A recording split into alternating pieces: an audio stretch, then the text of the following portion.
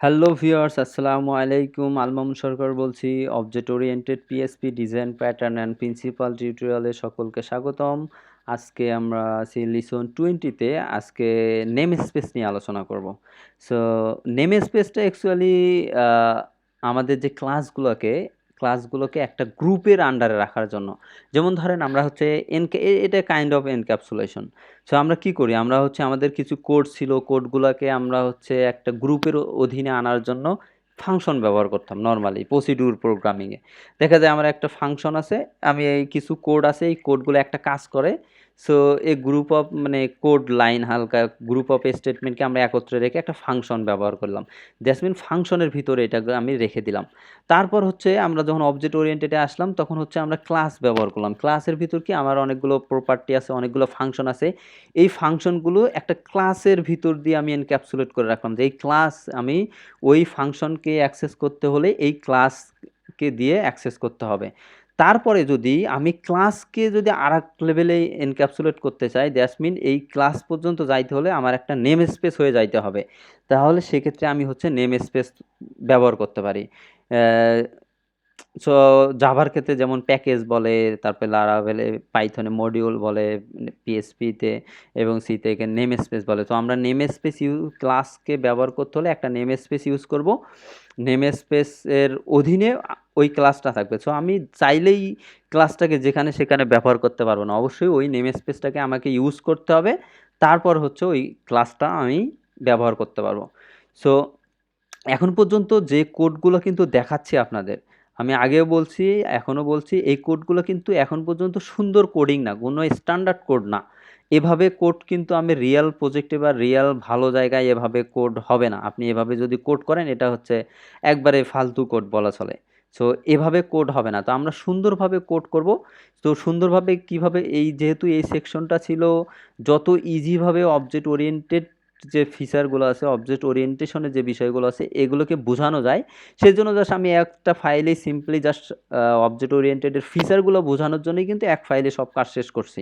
কিন্তু রিয়াল যখন আপনি প্রজেক্ট প্ল্যান করবেন তখন কিন্তু কখনোই এক ফাইলে 2-3টা এরকম অনেক ক্লাস আমরা প্ল্যান করব না। প্রতিটা ক্লাসের জন্য আলাদা আলাদা করে ফাইল তৈরি করব, আলাদা আলাদা করে কাজ করব। তো সেক্ষেত্রে গিয়ে নেম স্পেসটার বিষয়টা আরও ক্লিয়ার হবে। আজকে জাস্ট আমি নেম স্পেস সম্পর্কে বেসিক কিছু ধারণা দেব। তো আমাদের কিন্তু নেক্সট সেকশন আছে play with object oriented programming. সেখানে শুরুতেই আমরা হচ্ছে কম্পোজার এবং নেম স্পেস নিয়ে একটু অনেক ডিটেইলসভাবে জানবো, আসলে কম্পোজার কি, নেম স্পেস কি, নেম স্পেসের যে বিষয়টা আরও সুন্দরভাবে জানতে পারবো। তো আজকে জাস্ট একটু বেসিক বিষয় জানি। সাপোজ আমি যদি আজকে 20 ক্লাস লিসন, সো আমি যদি এখানে ইন্ডেক্স ডট পিএসপি নামে একটা ফাইল তৈরি করি, ইন্ডেক্স ডট পিএসপি, ওকে। আর একটা আমি ফাইল তৈরি করলাম ইউজার ডট পিএসপি,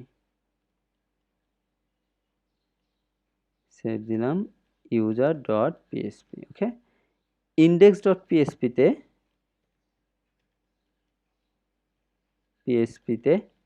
আমি হচ্ছে কোনো ক্লাস লিখবো না। ইউজার ডট পিএসপিতে এই জায়গায় হচ্ছে একটা ইউজার নামে আমি ক্লাস লিখবো, ক্লাস ইউজার।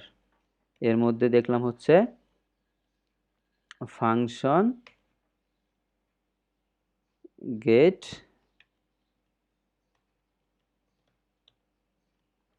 দিস ইজ, এই দিস সেই দিস না, দিস ইজ গেট ফাংশন। আমি এখানে আসলে বড় বিষয় না, কি ফাংশন থাকতেছে না কি না থাকছে সেটা বড় কথা না। সো আমাদের আজকের ক্লাস হচ্ছে নেম স্পেস সম্পর্কে ব্যবহার। যদি আমি এখন এই যে ক্লাস ইউজারের একটা অবজেক্ট তৈরি করতে চাই এই ইন্ডেক্স ফাইলে, অবশ্যই প্রথমে আমার কি ইন্ডেক্স ফাইলটাকে রিকোয়ার করে নিতে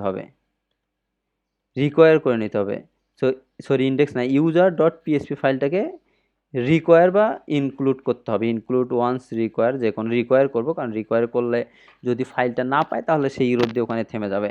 এখন আমি একটা ইউজারের ক্লাস তৈরি করতে পারি, user equal to new user, okay. এখন ইউজার আমি যদি এখানে ধরলাম হচ্ছে কি বলে গেট ফাংশনের কল করি,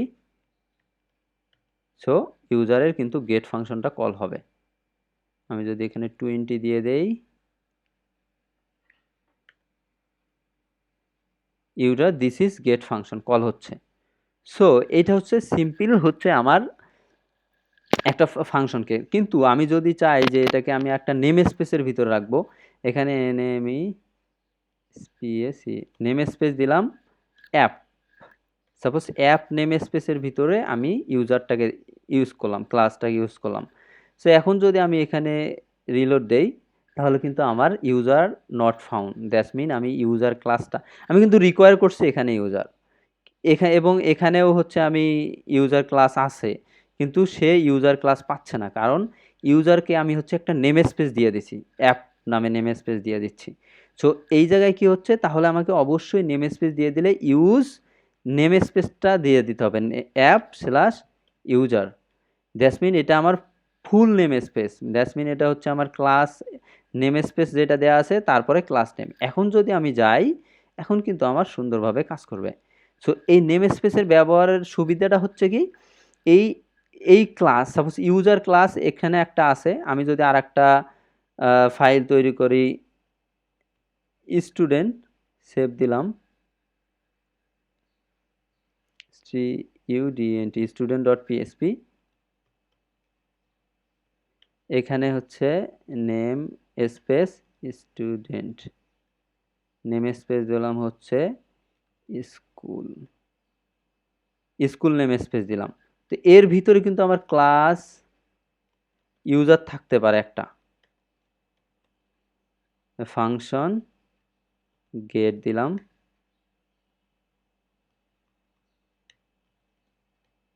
this this is get of student file, file just বোঝার জন্য, বিয়ার। আমি তারপরে হচ্ছে একটা ক্লাস তৈরি করলাম, ক্লাস স্টুডেন্ট, এ ফাংশন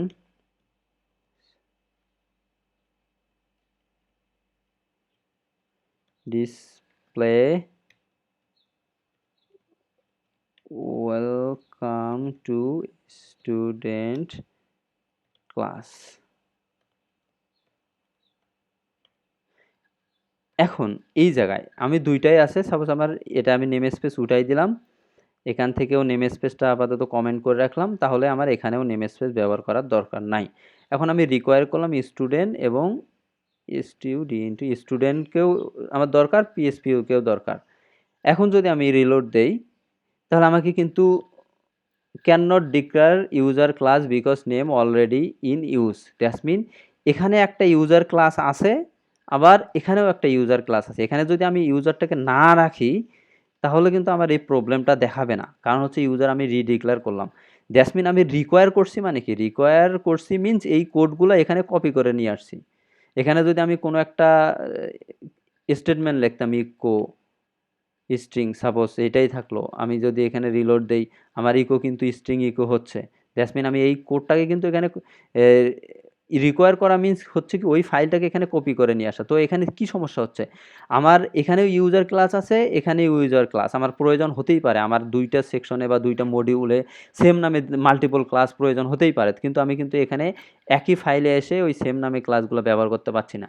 এখন যদি আমার এই জায়গায় নেম স্পেস ব্যবহার করা থাকে, আমি এখানেও নেম স্পেস ব্যবহার করলাম, এখানেও নেম স্পেস ব্যবহার করলাম, এখন আমি ইউজার করলাম, তখন কি হচ্ছে, আমার ইউজার কিন্তু কাজ করছে, দিস ইজ গেট ফাংশন। আমি যদি এটা স্কুলের ইউজার করতাম, স্কুল নেম স্পেসের ইউজার ব্যবহার করতাম, তাহলে এটা এটা কিন্তু এই যে স্কুল ক্লাসের ইউজার নেম স্পেসটাকে ব্যবহার করলো, এই যে স্কুল ক্লাসের ভিতর যে ইউজার ক্লাসটা আছে, সেই ক্লাসটাকে কিন্তু সে ইউজ করতেছে। এটা নেম স্পেস দিয়ে আমি আসলে কোন ফাংশনটাকে ব্যবহার করলাম সেইটাকে বলতে পারি।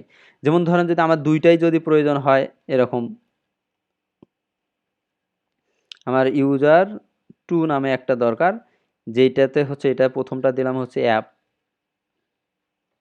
অ্যাপ অ্যাপ দিয়ে দেই, সে অ্যাপ ইউজার হয়, তাহলে তো দুইটাই তো আমার ওই যে ইউজার ফাংশনের যে আছে দুইটাই সেম। আমি চাইছি এই ইউজারটা হচ্ছে আমার এই স্টুডেন্টের ইউজার হবে, তো সেক্ষেত্রে আমি যদি এই জায়গায় নেম স্পেস দিয়ে দেই SCHOOL school slash user, so স্কুলের ভিতর যে ইউজার আছে এখানে দিলাম, না দিলাম নাই, সমস্যা নাই।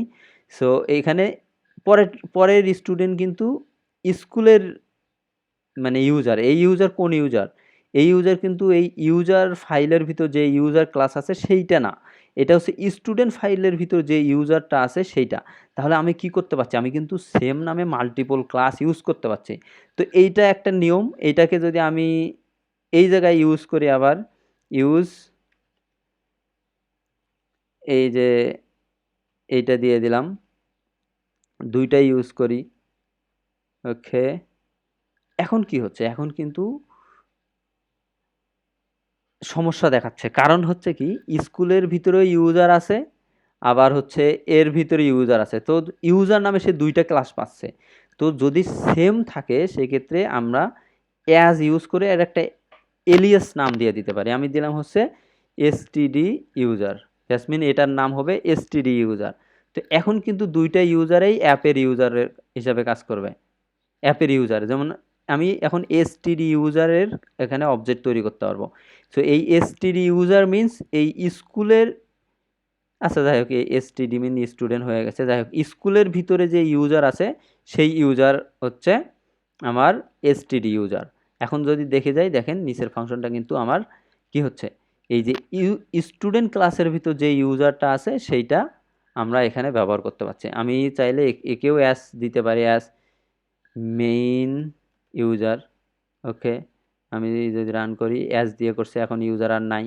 এখন আমার এই ইউজারের রিপ্লেস দিয়ে মেইন ইউজার দিতে হবে, তাহলে কাজ করবে। তো আমরা অ্যাজ দিয়ে এরকম নাম চেঞ্জ করাই দিতে পারি, আবার না দিতে পারি। দেব কখন? যখন যখন আমার হচ্ছে সেম দরকার, সেম নামে ক্লাস ইনক্লুড করতেছি, কিন্তু হচ্ছে আমি ডিফারেন্ট জায়গায় ব্যবহার করতেছি, সেম নামে দুইটা ক্লাস। এইটা মিনস কি, সেই ইউজার ক্লাসকে লোড করতেছে। এইটা মিনস হচ্ছে সে স্টুডেন্ট ক্লাসকে লোড, মানে স্কুলের ভিতর যে ইউজার ক্লাস সেইটাকে লোড করতেছে। তো এই দুইজন হচ্ছে দুইটা ক্লাস লোড করলো সেম নামে, তো কনফ্লিক্ট খাবে, ইরোর দেখাবে। যখন ইরোর দেখাবে তখন অ্যাজ দিয়ে আমি ব্যবহার করতে পারি। এখন যদি আমি স্টুডেন্ট ক্লাসের একটা যদি অবজেক্ট তৈরি করি, নিউ স্টুডেন্ট, তো স্টুডেন্ট এসটিডির ভিতর কি ফাংশন ছিল? ডিসপ্লে একটা ফাংশন আছে। দেখি, চেক করে দেখি, স্টুডেন্টের ভিতর ডিসপ্লে একটা ফাংশন আছে। এখন যদি আমি কল করি, এটা কিন্তু ইরোর দেখাবে, কারণ স্টুডেন্ট ক্লাস পাইনি। কারণ আমাকে আবার ইউজ করতে হবে, ইউজ স্কুল স্ল্যাশ স্টুডেন্ট। এখন আমি ব্যবহার করতে পারবো। সো নেম স্পেসটা হচ্ছে কি, আমি একটা ক্লাসকে একটা নেম স্পেসের অধীনে রাখলাম। দ্যাট মিনস হচ্ছে এটাকে এনক্যাপসুলেট করে রাখলাম। আমি যদি এই ইউজারকে ক্লাসকে অ্যাক্সেস করতে চাই, অবশ্যই আমাকে অ্যাপ নেম স্পেস হয়ে আসতে হবে। দ্যাট মিন এইরকম অ্যাপ নেম স্পেস হয়ে এসে আমি ওই ইউজার ক্লাসকে অবজেক্ট করতে চাই, ওই ক্লাসকে ব্যবহার করতেছি। আর যখন এই ফাইলের স্টুডেন্ট এবং ইউজার এই দুইটা ক্লাসকে যদি আমি ব্যবহার করতে চাই, অবশ্যই আমাকে স্কুল নেম স্পেস হয়ে আসতে হবে। স্কুল নেম স্পেসের ভিতর আমার একটা ইউজার ক্লাস আছে, স্কুল নেম স্পেসের ভিতর আমার স্টুডেন্ট ক্লাস আছে। আর এটার সুবিধা হচ্ছে কি, আমার মাল্টিপল সেম নামে মাল্টিপল ক্লাস থাকতে পারে, আমি সেটা হ্যান্ডেল করতে পারি। আর একটা যদি সেম নামে দুইটা ক্লাসেই আমাকে ইউজ করতে হয়, তাহলে একটাকে আমি এলিয়াস দিয়ে ব্যবহার করলাম, অথবা দুইটাকেই আমি এলিয়াস দিয়ে অ্যাজ দিয়ে ব্যবহার করতে পারি। ওকে, সো আশা করি নেম স্পেস বুঝতে পারছেন। তো নেম স্পেস আসলে এভাবে মাল্টিপল রিকোয়ার করে মানে ঝামেলার বিষয়, মানে এত সুন্দর হবে না। সো আমরা এই বিষয়টাকে আরও সুন্দর করে দেখব, এবং যে আমরা এখন পর্যন্ত মোটামুটি বেসিক অবজেক্ট ওরিয়েন্টেড প্রোগ্রামিং মোটামুটি শেষেই বলা চলে। আমরা যদি এখানে দেখি, আমাদের এখানে লিসনটাতে কি ছিল, আমাদের অবজেক্ট ওরিয়েন্টেড বেসিক যে পার্টটুকু ছিল সেইটাতে যা যা থাকার কথা ছিল সেইগুলো ছিল এগুলো। এখানে হচ্ছে অবজেক্ট ওরিয়েন্টেড পিএসপি কি, ক্লাস, অবজেক্ট কম্পোজারটা হচ্ছে আমরা নেক্সট লেভেলে নিয়ে যাব আমাদের নেক্সট সেকশনে। তারপর properties, method, this, keyword, instance of operator, constructor, destructor, inheritance, multi level inheritance, তারপরে access modifier, method overriding, constructor overriding, constant, static method, properties, inheritance, abstract class, trait, namespace, সবগুলোই মোটামুটি কিন্তু আমরা দেখলাম। এখন হচ্ছে আমাদের কাজ হচ্ছে এই যে অবজেক্ট ওরিয়েন্টেশনগুলো দেখলাম, অবজেক্ট ওরিয়েন্টেড যে বিষয়গুলো দেখলাম, এগুলো নিয়ে হচ্ছে আমরা কিভাবে সুন্দরভাবে কাজ করতে পারি, এই কোডগুলোকে সুন্দরভাবে কোড লিখতে পারি, সেগুলো নিয়ে হচ্ছে আমরা আলোচনা করব। সো আমাদের মোটামুটি বেসিক অবজেক্ট ওরিয়েন্টেড শেষ। আমরা এগুলো শিখলেই মোটামুটি বেসিক কাভার হয়ে যাবে। তারপরেও যদি আদার্স কোনো প্রয়োজন হয় পরবর্তীতে আমরা অ্যাড করে দেব, সমস্যা নাই। এরপর থেকে আমরা হচ্ছে এই যে আমাদের যে অবজেক্ট ওরিয়েন্টেডের ফিচারগুলো আছে, যেমন আমরা এই স্লাইডে দেখলাম যে আমাদের বিভিন্ন ফিচারগুলো, যেমন ধরেন হচ্ছে ইনস্ট্যান্স অফ অপারেটর, আমরা এটার যে একটা রিয়েল ইউজ কেস করতে পারি, এবং কনস্ট্রাক্টর ডিস্ট্রাক্টর, যেমন বিশেষ করে হচ্ছে আমাদের ইন্টারফেস, অ্যাবস্ট্রাক্ট, ট্রেইট এবং স্ট্যাটিক মেথড, এই বিষয়গুলোর যে একটা প্রপার ইউজ আছে, আমরা এইগুলো একটু ধীরে ধীরে দেখার চেষ্টা করব। আমি ইন্টারফেস আসলে আমার কেন দরকার, আমি ইন্টারফেস না লিখেও তো আমি একটা ক্লাস তৈরি করে ওই মেথডগুলো দিয়ে কাজ করতেই পারছি, তো আমি ইন্টারফেস কেন দরকার বা অ্যাবস্ট্রাক্ট ক্লাস কেন দরকার। আমি যদি ক্লাস তৈরি করি, সব কাজ করি, ট্রেইট ব্যবহার করে, আমি যা শুধু কি ওই যে মাল্টিপল ইনহেরিট করা যায় না, এটাকে অ্যাচিভ করার জন্য ট্রেইট সুবিধাজনক, নাকি ট্রেইট দিয়ে আরও সুন্দর কিছু করা যায়, আমরা নেক্সট সেকশনে এই বিষয়গুলো নিয়ে আলোচনা করব। আশা করি বেসিক অবজেক্ট ওরিয়েন্টেড এর কনসেপ্টগুলো ক্লিয়ার বুঝতে পারছেন। যদিও তারপরেও কোনো কিছু বুঝতে কোনো সমস্যা হয় বা কোনো প্রবলেম হয়, অবশ্যই গ্রুপে কোশ্চেন করবেন, আমি যথাসাধ্য চেষ্টা করব অ্যান্সার দেওয়ার জন্য, অথবা আমাদের এখানে আমার ইউটিউব চ্যানেলে ভিডিওর কমেন্ট বক্সে কমেন্ট করতে পারবেন, এবং কমেন্ট বক্সে সোর্স কোডগুলোর লিঙ্কও পেয়ে যাবেন। তা কোনো সমস্যা হলে অবশ্যই কমেন্ট করবেন অথবা কোশ্চেন করবেন, আমি যথাসাধ্য চেষ্টা করব অ্যান্সার দেওয়ার জন্য। আর একটা বিষয় যেটা আমি বারবার বলে রাখি, এইখন পর্যন্ত যেভাবে কোডগুলো করলাম এক ফাইলে একবারে, যে সব শেষ, মানে অনেকগুলা ক্লাস এক ফাইলে, সো এইটা কিন্তু কখনোই ভালো প্র্যাকটিস না, এবং এভাবে আমরা কাজ করব না। সো গুড প্র্যাকটিসের জন্য এবং কিভাবে ভালোভাবে কাজ করতে হবে এই কোডগুলো নিয়ে, সেগুলো আমরা নেক্সট সেশনে কিন্তু জানবো। আর এই সেকশনটার বিষয়ের উদ্দেশ্যটা ছিল অবজেক্ট ওরিয়েন্টেডের যে বিভিন্ন ফিচারগুলো আছে এগুলো সম্পর্কে জাস্ট আইডিয়া নেয়া, এগুলো সম্পর্কে জানা, যে আপনি এগুলো ক্লাস কি জানেন, আপনি কনস্ট্রাক্টর ডিস্ট্রাক্টর জানেন, ইন্টারফেস কীভাবে ডিক্লেয়ার করতে হয়, কেমনে কাজ করে এগুলো জানেন, ট্রেড জানেন, এগুলো জানা। এই জন্যই কিন্তু এখানে কোডকে দেখা যায় অনেকগুলো ফাইল তৈরি করে, আসলে যেটা স্ট্যান্ডার্ড হয়তো কম্পোজার দিয়ে তৈরি করা বেটার হয়তো, তো এইগুলো কিন্তু এই সেকশনে ফলো করা হয়নি, এই সেকশনে ফলো করিনি, কারণ হচ্ছে জাস্ট এই সেকশনের উদ্দেশ্য ছিল বেসিক, এখানে বিষয়গুলোকে কমপ্লেক্স না করা। তো এখন যেহেতু বেসিক বিষয়গুলো আপনাদের জানা হয়ে গেছে, তো নেক্সট সেকশনে গিয়ে আমরা কম্পোজার ব্যবহার করব, কম্পোজার ব্যবহার করে সুন্দরভাবে কীভাবে আমাদের কোডগুলোকে আমরা অপটিমাইজ করতে পারি, সুন্দরভাবে কোড ইউজ করতে পারি, সেই বিষয়গুলো হচ্ছে আমরা ওই সেকশনে জানবো, এবং interface, abstract class, static method, property, এগুলোর যে সুন্দর সুন্দর ইউজ কেস আছে, আমরা কোন সিনারিওতে এগুলো ইউজ করব সেই বিষয়গুলো জানবো। সো সকলেই ভালো থাকবেন, সুস্থ থাকবেন, আর অবশ্যই চ্যানেলটি সাবস্ক্রাইব করতে ভুলবেন না, কারণ সাবস্ক্রাইব করলে নতুন সুন্দর কোনো কোর্স আসলে অথবা আদার্স নতুন কোনো ভিডিও আসলে আপনি নোটিফিকেশন পেয়ে যাবেন। আর অবশ্যই কমেন্ট বক্সে জানাবেন আসলে এই যে অবজেক্ট ওরিয়েন্টেশন বেসিকগুলো শেষ হয়ে গেল কেমন লাগলো। আসলে ফিডব্যাকটা আসলে জরুরি, কারণ আপনাদের ফিডব্যাকের উপর বেস করেই কিন্তু আমার কন্টেন্টগুলো চেঞ্জ করতে হবে। যদি মনে হচ্ছে যে না আপনারা শিখতে পাচ্ছেন জেসমিন, আমি ইন্সপায়ার হবো, আরও নতুন নতুন ভিডিও তৈরি করার ট্রাই করব। যদি মনে হচ্ছে যে না সমস্যা হচ্ছে, তাহলে অবশ্যই আমাকে কন্টেন্ট চেঞ্জ করতে হবে, অন্য কিছু নিয়ে আসতে হবে। তো ফিডব্যাকটা অবশ্যই জানাবেন এবং লাইক করবেন, এবং আপনাদের ফ্রেন্ডস বা অন্য যারা শিখতে চাচ্ছে, যদি মনে করেন যে এটা ভালো, আপনি কিছু শিখতে পাচ্ছেন, তাহলে অবশ্যই শেয়ার করবেন, তারাও যেন শিখতে পারে। যেহেতু ফ্রি থাকতেছে কোর্সগুলো, এখানে কোনো পেমেন্ট করতে হচ্ছে না। আর কোডগুলো অবশ্যই এখানে পেয়ে যাবেন, এখানে সোর্স কোড প্লাস প্রতিটা লিসন সহ ভিডিও এখানে পাবেন সুন্দরভাবে। আর এই কোর্সটির শেখার আগে অবশ্যই আপনার বেসিক পিএসপির কিন্তু ধারণা থাকতে হবে, সেটা আমি আগেও বলছি।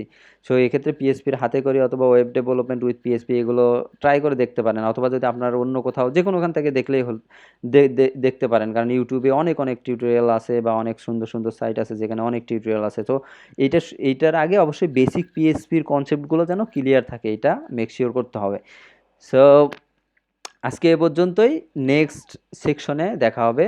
সকলেই সে পর্যন্ত ভালো থাকবেন, সুস্থ থাকবেন, এবং আমার জন্য অবশ্যই দোয়া করবেন আগামীর ক্লাসগুলো যেন সুন্দরভাবে নিতে পারি এবং সুন্দরভাবে আপনাদের সামনে উপস্থাপন করতে পারি। So thank you for your like, comment, share and subscription. আল্লাহ হাফেজ।